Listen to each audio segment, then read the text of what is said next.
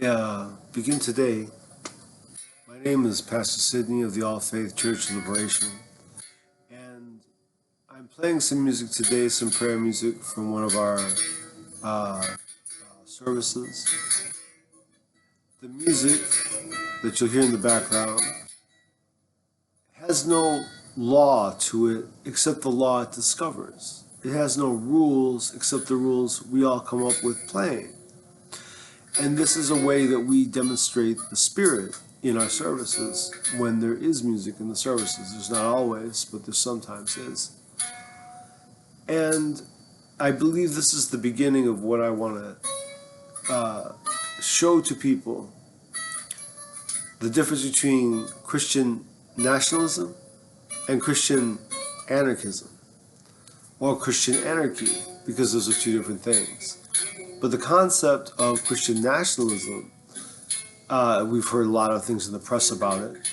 The idea that some super pope or super archbishop of Canterbury, or perhaps the king of the world, will direct what we all believe in and what we all say, and those who are against us will be persecuted. Friend, America was built to allow the real tradition of religion, the real tradition of God, which is biblical anarchy. Biblical anarchy from the time of the Torah into the time of the settling of Canaan under the book of Joshua, up until the first book of Samuel. It's all been up to us to live for God. So if we do not live for God, it's up to us to deal with that. It's up to us to either go to, some kind of punishment after, or be punished in life, or perhaps just to be without God. But it's kind of up to us to decide that, and it's between us and God. For a leader, for any kind of government, to take that role and say, "I will tell you what God is." That is the problem that I think we've had for thousands of years in the world. See how music has gotten going already. There was no law. There was no director of the music. We're not operating off of something written down. Yet we find our own sound. And this is God's way of trying to trust us to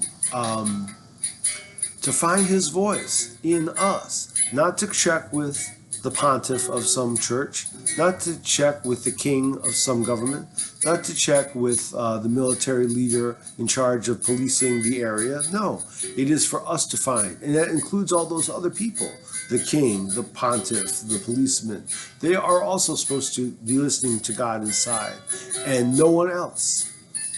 This is what America's greatness is, because it has a government concept that is limited to some extent, so that we would focus our lives on living for God, or living our lives if without God. It's up to us to decide, but without being interfered with by powers that at the best of times cannot be God. The most loving king of all cannot actually do the work of God.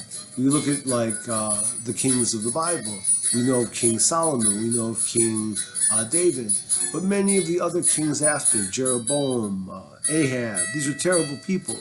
They tried to take God's will and make it theirs, and in the process ended up perverting whatever the God concepts were going at the time, and become very muttered and muddled with very mean gods, very exploitive gods that were hurting the people and the kings themselves.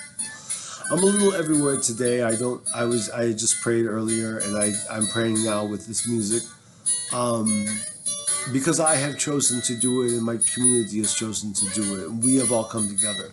The idea that we all could be church-led, well, that would be only work if we do the American concept of church, which means every group, every circle of people can be their own a circle of elders, can be their own, can elect their own pastor, their own vice pastor, or proceed with something else, like our friends in the Society of Friends, the Quakers. They don't even have any particular hierarchy, but they've been a religion since before there was the American government. So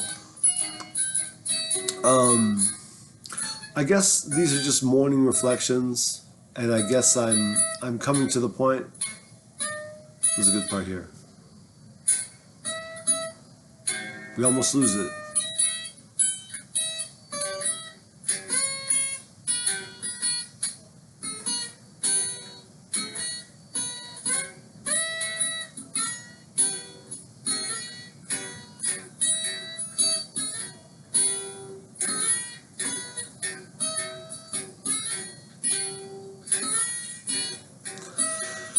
In our services, people come who don't even know how to play. And there's people who are very, very accomplished. The accomplished people do not try to, dominate the music. And the people who barely know how to play can feel their voices heard.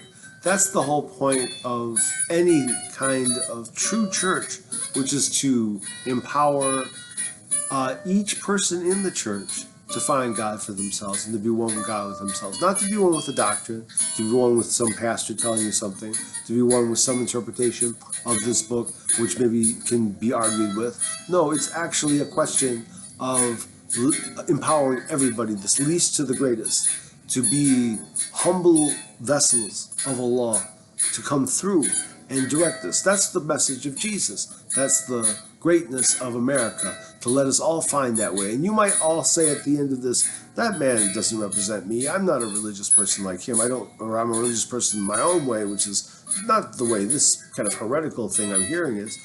Well, that's the point. We are all able to Yeah, that really, that's sort of, yeah.